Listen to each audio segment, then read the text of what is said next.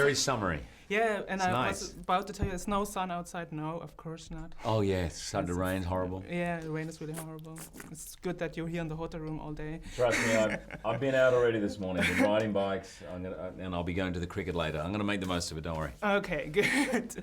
Well, it was really nice for you to come to the screening yesterday. It was really a surprise. Yeah, no, I've actually never had the opportunity to do that before, and it was really nice to do it. I'm always grateful for people giving up a beautiful summer's afternoon to come to the movie. And what you guys do is, I know it's not easy, and you get a lot of demands. So I just wanted to say thank you.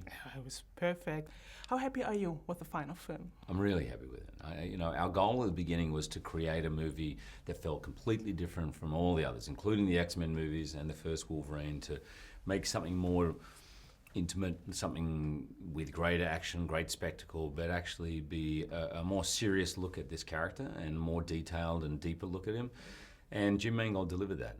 I think he's taken audiences on a ride they never normally will go on. It has some room to breathe and time to really take him what it would be like to be Wolverine. I think the Wolverine is not the typical superhero. He has some depth in him, and he's some doubts. And is that why the people love him so much, that character? If you think, yeah, I totally think you're right. That's probably why. And if you think about it, his powers are not that spectacular. I mean, Iron Man against him, he's got claws and he can heal, but at the same time, as long as you're like 10 yards away from him, he can't really touch you. So he can't fly, he can't jump. His defining quality is a very human quality, actually. It's that inner rage, that toughness, that grittiness, and where that comes from is not actually pretty, and we get to explore all of that. But that's really why we love him. That's why he's so formidable. That's why he's feared, and that's why Iron Man will never challenge him.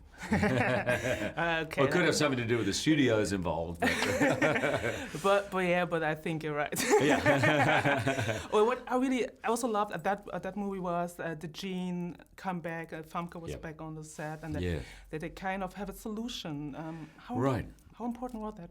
It was so important, and actually it became more important as we filmed. We actually filmed extra scenes because we realized that X-Men 3 finished with this very dramatic and tragic moment where Wolverine kills the love of his life. She's turned into the Dark Phoenix, and he had to kill her and roll credits, and it's sort of like, okay, that's a pretty important dramatic moment. And so we couldn't explore further with Wolverine, particularly if we were going to follow on time-wise, without seeing the effects of that. And I think it really grounds the movie. I think it really kind of gives emotion and heart and complexity to the movie.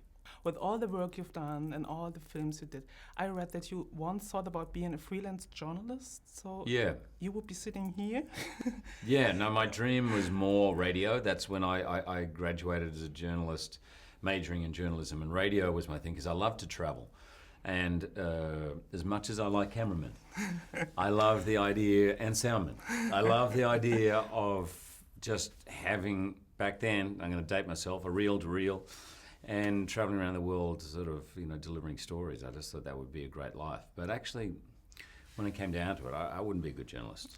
I'm way too gullible. Thank you very much for the interview. Thank you. Thank you.